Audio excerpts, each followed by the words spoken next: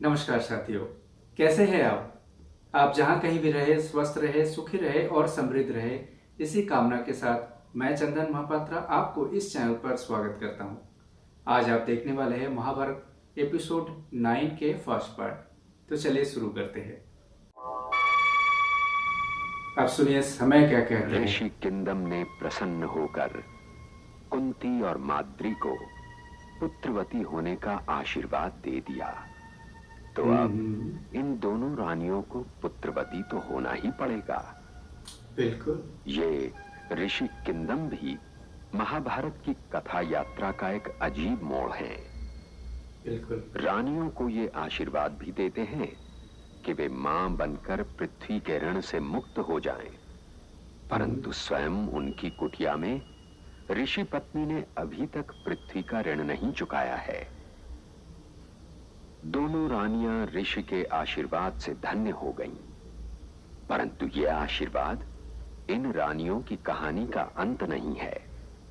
बात सही। अभी तो ये ऋषि किंदम के आशीर्वाद की पूंजी लिए हस्तिनापुर जाएंगी, क्योंकि राजमाता सत्यवती से अब इनकी जुदाई झेली नहीं जा रही। रहा नहीं जा रहे राजमाता सत्यवती को। उन्होंने भीष्म को बुला लिया। चिरंजीवी रहो। आपने मुझे बुलाया? हाँ, ये बताने के लिए बुलाया है कि पांडु ने बहुत विश्राम कर लिया है। उनके बिना जी नहीं लग रहा है। उन्हें वापस बुला लो। जो आज्ञा माते, मैं अभी जा। धृतराष्ट्र से कहो कि पांडु को घर वापस बुला ले। जो आज्ञा माते। सत्यवती राजमाता है।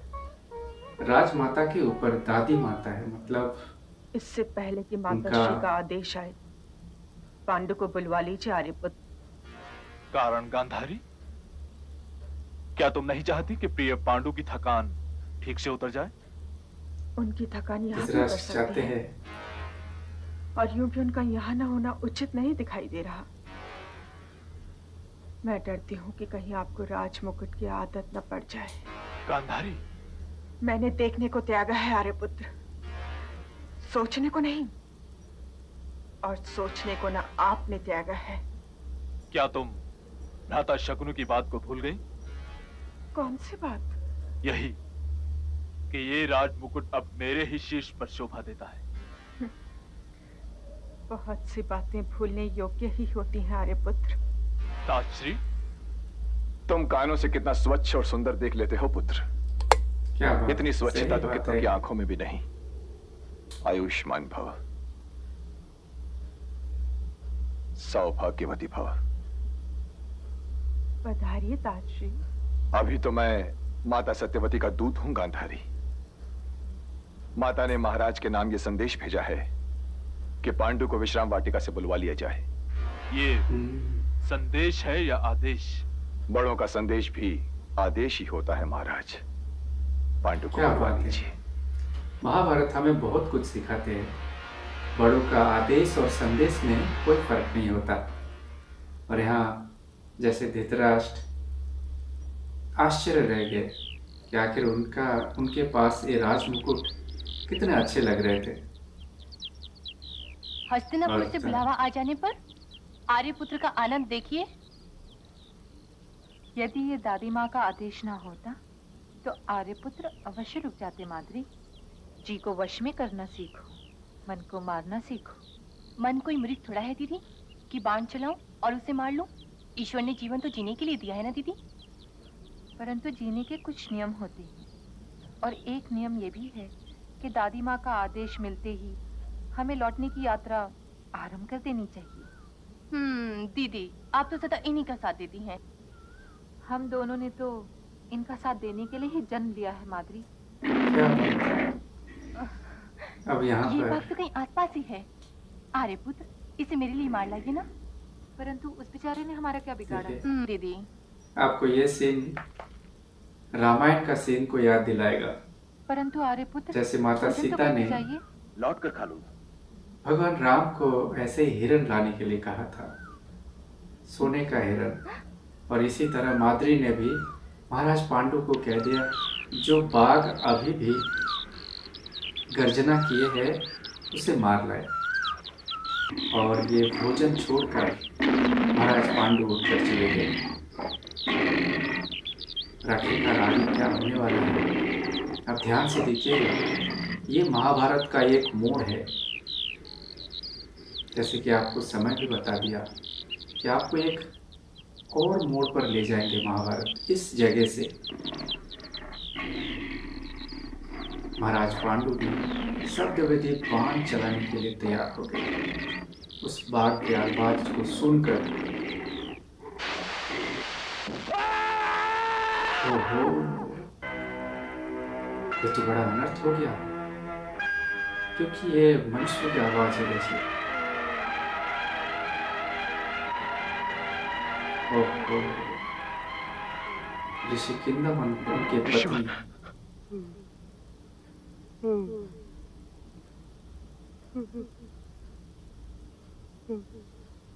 ध्यान से सुनिएगा ऋषि किंदम क्या कहते हैं। ये सीख है हम सबके लिए। मैंने तो शब्दवेदी बाण चलाया था ऋषिवर, जो ध्वनि को ध्वनि से अलग ना कर सके राजन, उसे शब्दवेदी बाण चलाने का अधिकार ही नहीं। तुमने अपने अधिकारों की सीमा रेखा का उल्लंघन किया है राजन। तुम्हें इसका दंड मिलना ही चाहिए।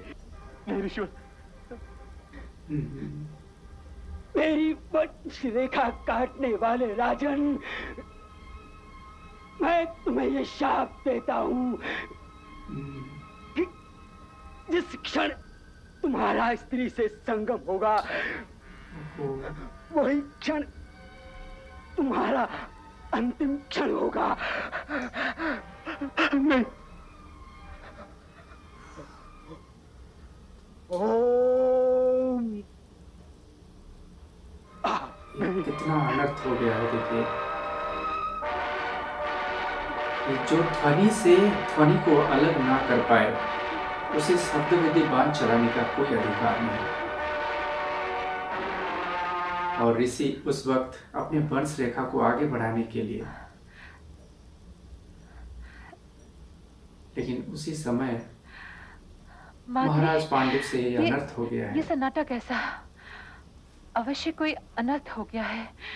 और आर्यपुत्र भी अभी तक नहीं आए। दीदी,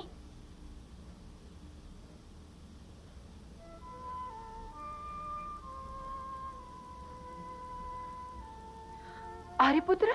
इसे उस समय और अब के समय भी इसे ब्रह्म हत्या कहलाते हैं। ऋषि हत्या यानी कि ब्रह्म हत्या है। आर्यपुत्र, बड़ा अनर्थ हो गया। इस हत्या का बड़ा पाप लगते हैं। मैंने तो बाघ की आवाज पर शब्दभेदी बाण चलाया था,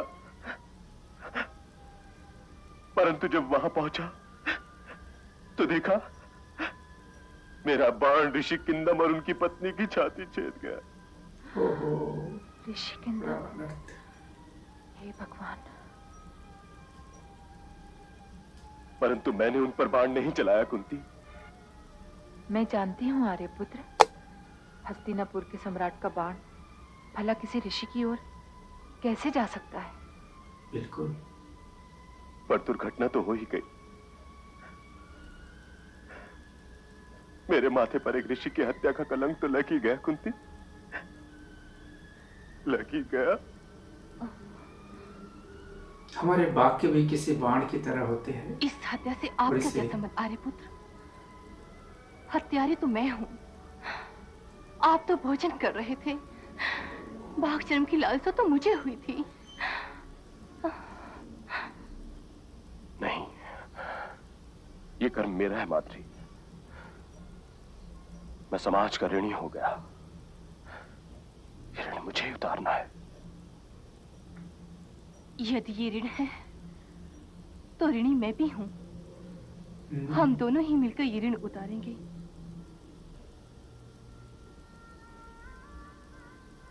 अर्थात मैं अकेली पड़ गई?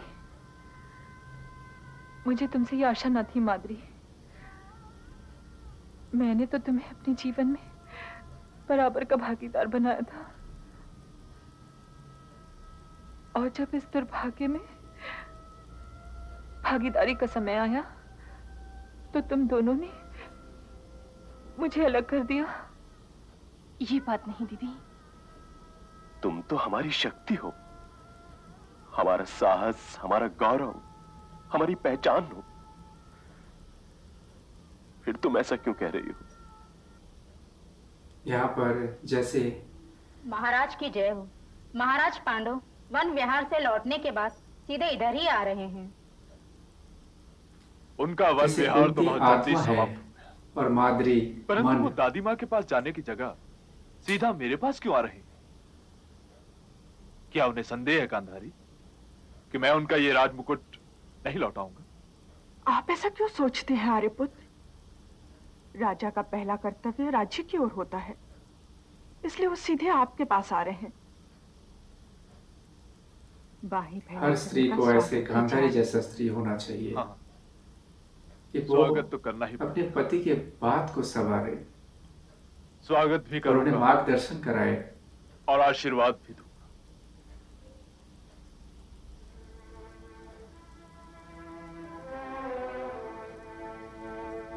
प्रिय पांडु,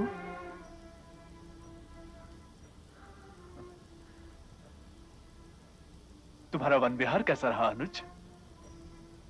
बड़ा अनर्थ हो गया भ्राताश्री। क्या हुआ?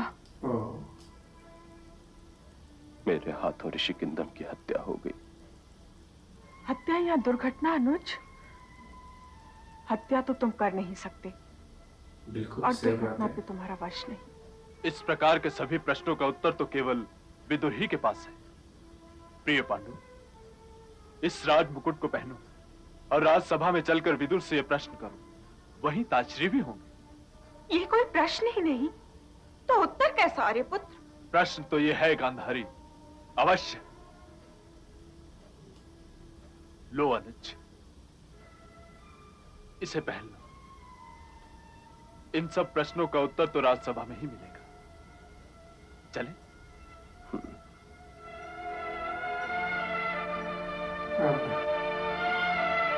पांडु जैसा राजा कदाचित ही और होंगे। आप कुछ भी कहिए, परंतु मृत्यु तो हुई है, और वो भी अब मैं पांडु महाराज के कह रहा बाद। हूं। मृत्यु तो है, परंतु हत्या नहीं। पांडु ने जानबूझकर तो कुछ नहीं किया है, इसलिए यह पाप नहीं है। यदि यह पाप नहीं है, तो फिर दंड क्यों? मेरे विचार में तो यह केवल एक दुर्घटना है। दुर्घटना थी, इसीलिए तो प्रायश्चित आवश्यक है। यदि हत्या होती बिल्कुल, तो इस देश के न्याय के अनुसार इन्हें अपने आप को मृत्यु दंड देना पड़ता। मैं विदुर से सहमत हूं। मैं हस्तिनापुर नरेश होने के नाते अपने आप को यह दंड देता हूं कि इस पाप का प्रायश्चित करने के लिए मैं वनवास ले लूं, और ऐसा करके प्रजा के सामने एक आदर्श रखूं, एक दृष्टांत बन। इसीलिए मैं कह रहा था इस दुर्घटना कि के पांडु साक्षी जैसा केवल राजा आप ही और थे, कभी महाराज। नहीं बनेगा। यदि आप चाहते तो इस दुर्घटना को छिपा भी सकते थे, बिल्कुल, पर आपने ऐसा नहीं किया, क्योंकि आप ही न्याय हैं और आप ही न्यायाधीश। यदि राजा न्याय का आदर नहीं करेगा तो प्रजा कभी उसका आदर नहीं करेगी। इसलिए कुरु इतिहास सदा आपके इस निर्णय पर गौरव करता रहेगा महाराज, गौरव करता रहेगा। साथियों, आज आपने देखा पांडु को विश्राम भाटिका में भेजा गया है महारानी कुंती और माद्री के साथ में, और वहां उन्होंने ऋषि किंदम के आश्रम में पहुंचे, यानी कि तपोवन में पहुंचे, और उस तपोवन में जाकर ऋषि किंदम के पास सत्संग में भाग लिया और उनसे ढेरों सारे उपदेश भी लिए और शास्त्रों की वाणी भी सुने, और उनसे 3 ऋण के विषय में भी सुना, और उस ऋण को उतारने के लिए क्या करना चाहिए यह भी सुने हैं। और इसी वजह से ऋषि किंदम ने महारानी कुंती और माद्री को पुत्रवती होने का आशीर्वाद भी दिया, क्योंकि पृथ्वी ऋण चुकाने के लिए पुत्र का होना आवश्यक है, और इस ऋण से ऋषि भी अलग नहीं है, और इस ऋण को चुकाने के लिए ऋषि भी अपना वंश रेखा बढ़ाने के लिए योगदान देना शुरू कर दिए, और तभी एक दुर्घटना हो गया है, क्योंकि उस समय ऋषि और ऋषि पत्नी एक बाघ का रूप लिए हुए थे, और जब गर्जना सुने तब माद्री को लगा कि एक बाघ है, और तभी माद्री ने महाराज पांडु को यह कह दिया कि उसे उस बाघ चाहिए।